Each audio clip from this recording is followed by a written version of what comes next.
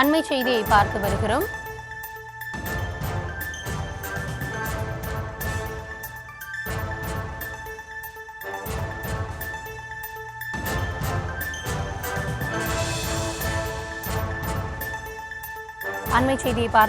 புதுச்சேரியில் ஐஸ்வர்யா கருத்தரிப்பு மையத்தை கண்டித்து மறியல் போராட்டமானது நடைபெற்று வருகிறது. புதுச்சேரியில் ஐஸ்வர்யா கருத்தரித்தல் மையத்தை கண்டித்து சாலை மறியல் போராட்டத்தில் மக்கள் ஈடுபட்டு இருக்கிறார்கள்.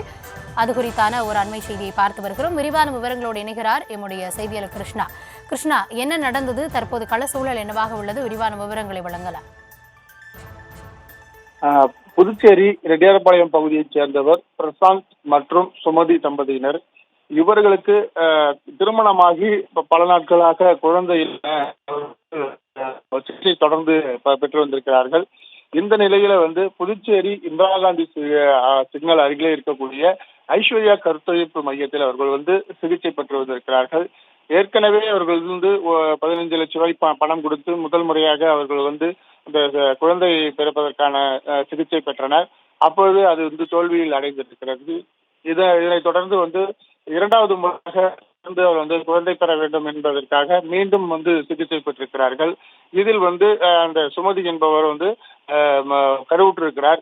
கருவுற்று ஒரு 5 மாதத்திற்கு அது அந்த கரு வளர்ந்திருக்கிறது. அதில் இரட்டை குழந்தையாக வளர்ந்து வந்துள்ளது. இதில் ஒரு குழந்தை சரியான முறையில் சிகிச்சை அளிக்காத காரணமாக 5 மாத குழந்தையானது வயிற்றிலேயே இறந்ததாக கூறப்படுகிறது. அது இந்த தொடர்ந்து அங்கு சரியான முறையில சிகிச்சை அளிக்கப்படாததன் காரணமாகவும், அதே போல சரியான உபகரணங்கள் இல்லாத காரணமாக உடனே வேற ஒரு மருத்துவமனைக்கு அவர்கள் அனுப்பி வைத்து அந்த சிகிச்சை பெற சொல்லியிருக்கிறார்கள். இதனைத் தொடர்ந்து தொடர்ந்து சிகிச்சை பெறாத காரணமாக அங்கு அவர்களுக்கு சரியான பணம் இல்லாததன் காரணமாக அருகில் இருக்கக்கூடிய ஜிப்மர் மருத்துவமனைக்கு அவர்கள் அந்த சிகிச்சைக்காக சென்றிருக்கிறார்கள். அந்த இடத்தில் மற்றொன்று குழந்தை அங்க சிகிச்சை பலனின்றி உயிரிழந்திருக்கிறது.